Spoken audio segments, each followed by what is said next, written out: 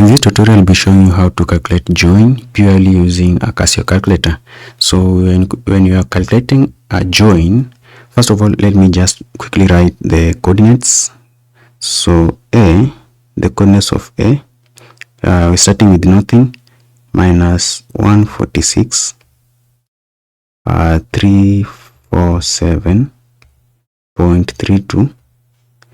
This is nothing, and then easting is negative 32, 949.93. This is easting. Then the coordinates of B, minus 146, 375.76, and then the easting is negative 33012.38.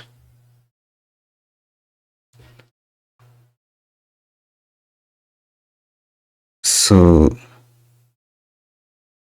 we're going to get change in nothing and then change in easting, and we're going to insert those values in a function pole in a calculator.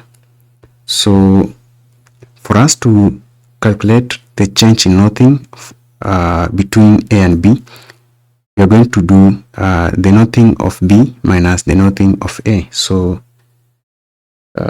if we go to our calculator right here, negative 146, 375.76. Those are the coordinates, nothing coordinates for B. Then minus A, that will be now positive, plus, instead of negative, plus 146, 347.32. We get these are the values, negative 28.44. so we write here negative 28.44. now we can store this value in a calculator. So in order to do that, click on shift or press down shift and click on store, then in A. So the variables are these pink letters that you see on your Casio calculators. So I'm going to store my change in nothing in letter A. Sorry,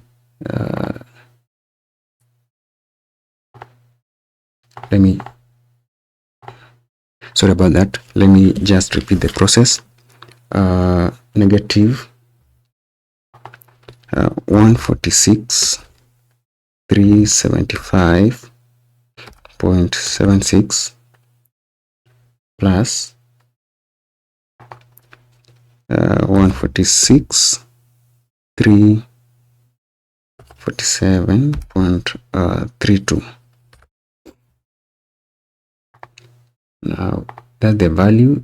So we are going to click on shift store in A. Now that value has been stored in A. Even if I close that, then you click on recall A, you'll get the same values that have been stored there. Now let's move to easting. The easting of B minus the easting of A, that is negative 33, 012.38. Then plus, because negative minus negative, that is will be positive, 32, 949.93. So we get negative 62.45. Again, we're going to store, click shift, then store in B. So that is 60 negative 62 negative 62.45. Now we're going to insert these values in function poll. So what we do, click on shift then plus sign to get poll, and then we stored the change in nothing in A, so click on alpha A, and then comma, shift comma, alpha B. You close the bracket. So we're getting R is now the distance between A and B. So R, we're getting R is equivalent to 68.621. Then the direction of so the bearing, or just azimuth, we're getting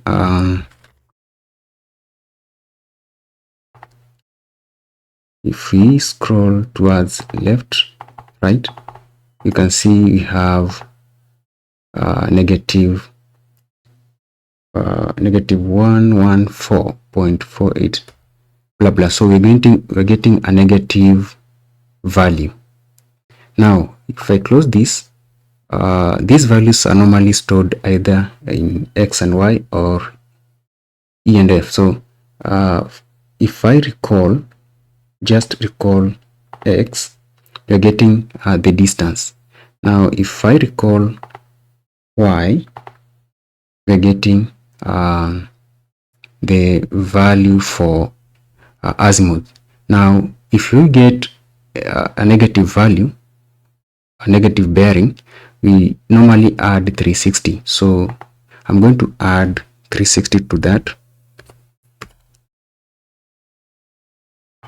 and then for us to convert this value to azimuth, you click on this. I don't know if you can be able to see my cursor. You click on those icons, and you're getting the azimuth to be 245 degrees, 30 minutes, and then 55. Let me just write 5 properly. 5, like that. So I think that's all for this tutorial. That's how you calculate join using a Casio calculator, and see you in the next tutorial.